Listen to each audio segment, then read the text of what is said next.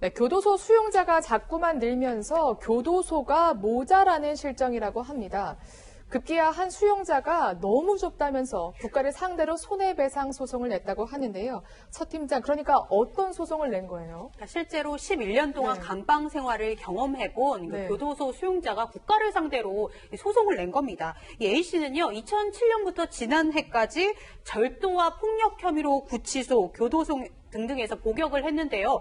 실제로 자기가 지냈던 교도소가 너무 협소한 공간에 과밀, 그러니까 사람들이 굉장히 많았다면서 자신이 비인간적인 대우를 받았다 이러면서 국가를 상대로 손해를 배상하라 이렇게 손해를 낸 건데요. 실제 그 규정이 있습니다. 네. 교도소 1인당 면적이 2제곱미터가 되어야 하는데 그것보다 못 미쳤다. 그러니까 좁은 공간에 사람들이 많이 있었기 때문에 인권이 침해됐다 이런 소송을 벌이게 된 거죠. 네.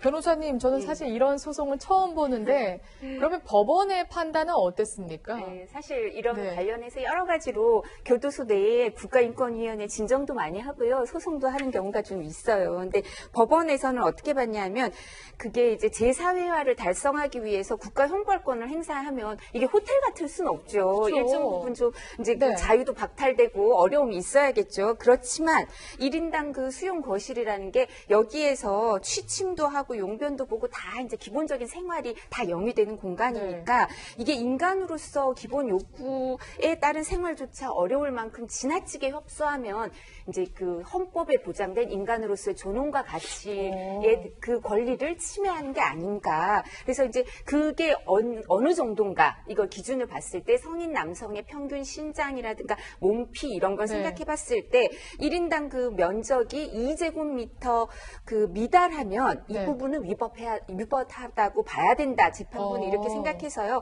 2제곱미터에 미달하는 그 위법한 과밀 수용으로 인해서 기본 생활이 침해됐으니까 이제 정신적 고통을 겪었다. 네. 그래서 이제 본인이 청구하는 만큼 준 건 아니고요. 1인당 400만 원인데 우리가 사실 그 원래는 홍거방이 원칙이에요. 그렇지만 사회적 관심사가 큰 사람이나 이런 사람은 처음에 들어가서 CCTV가 있는 독거방에 들어가 있기도 하고요. 전직 대통령 같은 경우에도 이제 특별히 이제 배려를 해서 좀 독거방을 하는데 그렇게 전직 대통령과 같은 독거방 말고 일반인들은 독거방이 그 6.5제곱미터, 1.9평 뭐 이렇게밖에 안 돼요. 네. 근데 여기서 화장실을 빼면 이게 화장실이 들어가 있거든요. 한 평이 안 되는 거예요. 그렇군요. 그래서 사람들이 이런 걸 하고요. 그리고 이제 준형 방이 3에서 5인용인데 이 3에서 5인용도 8.9제곱미터여서 화장실을 제외하면 6제곱미터죠. 5명이 6제곱미터를 쓰니까 사실상 법원에서 얘기하는 2제곱미터가 안 되고 1제곱미터 조금 넘는 거예요. 그래서 5명이 이렇게 똑바로 못 누워요.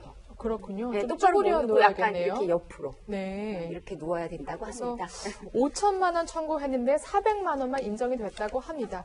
그런데 정말 교도소 너무 좁다, 못 살겠다 이런 소송이 의외로 빈번하다면서요. 그래서 말이 아무리 뭐 교도소에서 이렇게 수감 생활을 해도 인간의 존엄과 같이 이걸 이제 지켜줘야 되지 않느냐 그러면서 2016년 12월에도 구치소의 그 공간이 너무 좁다, 팔다리조차도 못 벗는다. 라고 하면서 헌법소원을 낸 적이 있어요. 네. 근데 그때 이제 강 씨인데요. 열흘간 이 사람은 구치소에 수감이 돼 있었는데 구치소 내부가 보니까 1.06제곱미터, 약 0.3평, 1인당 말이죠.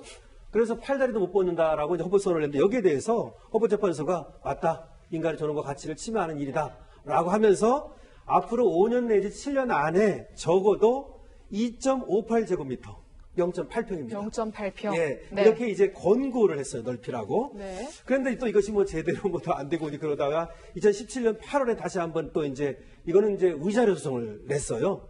아까 헌법 소원이고요. 국가를 상대로. 1심에서 이 사람이 패소했습니다만은 부산 고등법원에서 이 두 명이 낸 소송에 대해서 그 승소 판결을 해줬거든요. 네. 그래서 2제곱미터 이하에서 생활을 하면은 네. 그거는 위자료를 줘야 된다. 그렇군요. 그러면서 1인 한 사람한테는 150만 원, 한 사람한테는 300만 원을 네. 이렇게 인정한 판결이 있습니다. 그렇군요. 그러면 그냥 넓은 곳에 생활하게 두면 될 것 같기도 한데 그렇지 못한 이유가 있다면서요. 수용 정원은 한정돼 있는데 네. 실제 수감하는 사람의 인원이 너무 크기 때문에 빽빽하게 생활을 할 수밖에 없다고 합니다. 전국 교정시설의 수용 정원은 47,900명 정도인데요. 네. 실제 지금 수용하고 있는 수용자가 5만 명이 넘는다고 합니다. 넘치는군요. 그러니까 수용률이 거의 114% 정도니까 결국에는 넘칠 수밖에 없는 거고요. 일부 구치소나 교도소에서는 이 6명이 사용해야 하는 홍거실에 정원의 2배가 넘는 13명이 한꺼번에 이렇게 사용하는 경우도 있었다고 합니다. 그런데 이제 건물을 지으면 되지 않냐 이런 의견도 있을 수 있겠지만 이게 사실 또 혐오시설로 분류되어 있기 그렇군요. 때문에 주민들 반발이 만만치 않거든요. 그렇기 때문에 이전하기 위한 그런 시설 건립도 쉽지가 않은 상황입니다. 팀장님, 근데 교도소에 수감되는 사람 자체가 누군가의 인권을 훼손하거나 빼앗아서 수감돼 있는 건데 이런 사람들이 교도소 좀 넓게 쓰게 해달라, 너무 좁아서 정신적 피해를 보상해달라 이렇게 얘기하는 건 너무 뻔뻔하지 않나요? 뻔뻔한 건 있죠. 지금 구치소하고 교도소하고 좀 틀릴 거예요. 구치소 알다시피 미교수고 교도소는 이제 걔가 기교수인데 일단은 우리나라 대한민국이 인권 국가니까 이런 말 하는 건 정당합니다. 정당하고 또 이렇게 아까 말씀한 대로 작은 방보다는 큰 방 하는 게 좋죠. 하지만 일부 네티즌들은 야 범죄를 저지르는 파렴치범도 있어요. 네. 경제범도 있어요. 지능범도 있는데 저는 반인륜적인 범죄를 저지른 사람도 많은 사람인데 그 사람들까지 넓은데 당연히 교도소 가면 고생해야 되고 좁아야 되는데 저까지 수용하느냐. 대한민국 너무 좋다라고 말하는데 일단은 제 생각에도 그 기준을 지키기 위해서 교도소를 넓혀야 되고 그러기 위해서는 우리가 세금을 많이 내야 됩니다. 그 조금 약간 억울한 얘기 들으시면 시청자들이 화나실 것 같은데요. 그래도 지금 우리나라가 인권국가 아닙니까? 그러니까 재소자를 하더라도 우리 교도소는 교도 행정은 좀 더 예산을 받아서 네. 넓혀주고 거기서 교화를 시키면 되죠. 그러니까 실제로- 미국 같은 경우는 네. 이 경우를 어떻게 해결하냐면 기본적으로 수용자 수가 늘어나면 그 국민 세금이 계속 들어가는 거예요. 그러니까 이제 우리는 사실은 이게 또 이런 소송이 2018년에 이 사람이 2018년까지 이제 수감 생활을 하면서 네. 이제 소송을 해서 400만 원 받아간 건데 제가 말씀드렸던 사례는 적폐 사건 수사를 하면서 과밀화가 되게 더 늘어났어요. 아, 그래요? 네, 더 늘어났어요, 사실은. 진짜요? 네, 사실은. 그래서 그 당시 여러 가지 얘기가 나왔어요, 변호사들 사이에서도. 그러니까 세금이 너무 많이 들어가니까, 그리고 실제로 구속 안 돼야 되는 사람도 구속이 되니까 이게 과밀화가 늘어나는 거 아닌가 별별 얘기가 다 나왔는데, 기본적으로 미국은 어떻게 하냐면, 세금이 이게 투입돼야 되는 거기 때문에 일정 부분 과밀화 그 비율이 올라가면 교정시설을 계속 늘리는 게 아니라